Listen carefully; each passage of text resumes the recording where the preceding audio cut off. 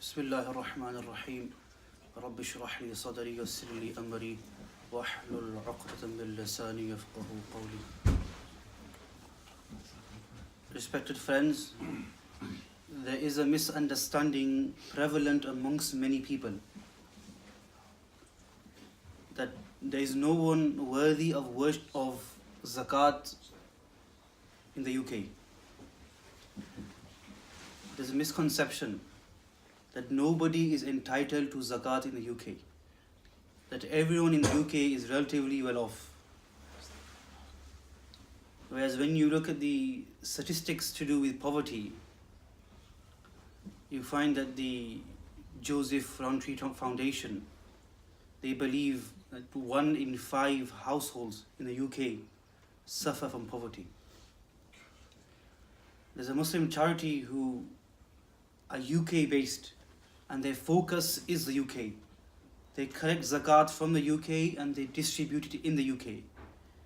In 2018 alone, they distributed 3.4 million of zakat amongst Muslims in the UK. And they helped out 2,500 individuals to receive zakat. 18% of UK households are in poverty. But when you contrast that to the Muslims in the UK, according to this charity, 50% of Muslim households are under the poverty line. And there's many issues surrounding this discrimination, but time does not permit to detail the reasons why Muslims are a larger number when it comes to poverty compared to other households. But what can we do about it? That's the question. The Joseph Rowntree Foundation has discussed the 3 levels of poverty. There are some people who don't have money to eat at all. People who we see and we can sense their poverty. And the second level are those people who struggle to balance between the bills and food. And when you look at reports about elderly people who struggle between turning the heating on or having food or having money for rent. And then we have another level of poverty where generally they get by. Generally they manage to get by, but if something happens in the house, for example, the car breaks down, then they struggle to pay for that. So my friends, poverty in the UK is a real issue. And I don't want to make it political, but we have the benefit system and we have the cuts. There's so many issues affecting people in the UK. And these same things affect Muslims. I've talked on food banks previously. And my friends, I have friends who work deeply with food banks. And they tell me because attending food banks or seeking help from them is a taboo in the Asian community. There are Muslims who are suffering, who are not able to put food on the table, but they still won't turn to a food bank. So it's our duty as Muslims to help them. So my friends, Ramadan is coming up. Many people, they give zakat in Ramadan. One important issue is, if zakat is farz on you before Ramadan, it is not allowed for you to delay to Ramadan to give your zakat. So if zakat is farz on you in Muharram, you have to give it in Muharram. You can't say it's more virtuous to give in Ramadan, I'll give in Ramadan. For you to delay giving your zakat will be a sin. It's very, very important that we give zakat on the right time. The question is, who should we give our zakat to? I'm not saying don't give your zakat abroad. There are many worthy causes abroad.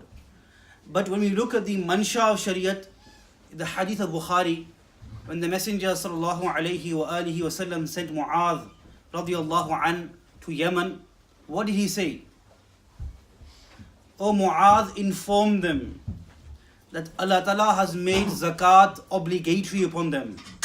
تُؤْخَذْ مِنْ أَغْنِيَائِهِمْ وَتُرَدُّ عَلَى فُقَرَائِهِمْ. The zakat of the people of Yemen will be taken from the rich amongst them, and it will be distributed amongst the poor of them.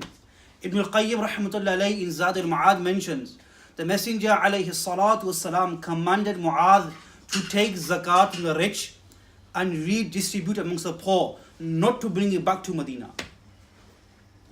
And there are many more ahadith and athar of Sahaba which denote the importance of zakat being distributed locally. Rather, some of the fuqaha have mentioned that it is makruh tahrimi haram to send your zakat to another country when there are people in your country in need. So my friends, there are, mashallah, charities who work locally. My senior colleague, Hazrat Moulana Yousaf Baig of Thornhill, and a few other local ulama have started a charity called Ihsan Fund. And their purpose is to collect zakat from people in Batley and Dewsbury and give it to people who are poor in Batley and Dewsbury. And my friends, there are no safer hands than the hands of ulama, who know where zakat should be given, because zakat has certain conditions. And there's also wifaqul ulama as well, who are developing a scheme nationally to collect zakat in the UK and distribute it locally as well. My friends, but I'm not saying give all your zakat locally. Rather, maybe if a person has £200 to give in zakat, set aside £100 for local and give zakat to people who are abroad as well. There are people in the UK struggling to pay fees, to pay madrasa fees. There are people who are struggling. And we should have concern for them. One of the Salaf said that, when a person gives charity, he should not consider himself doing good to the other. Rather, when a person gives charity, his charity falls in the hands of Allah before it falls in the hands of the poor. And a person realizes that, a person will truly understand and feel happy when he's giving charity. My last word of advice would be that not zakat, maybe lillah. Look out for students of knowledge. There's people who are in the last year of IM class. I would recommend people that go up to a madrasa and ask the madrasa that I want to fund the kitabs of one of the students. It might cost you £60, £50. But let me tell you, every day that student of knowledge will read that kitab, every single day he will say, Qala Allah, Qala Rasul, Sallallahu Alaihi Wasallam. Every second of him reading whatever he reads, the reward will be deposited in your account.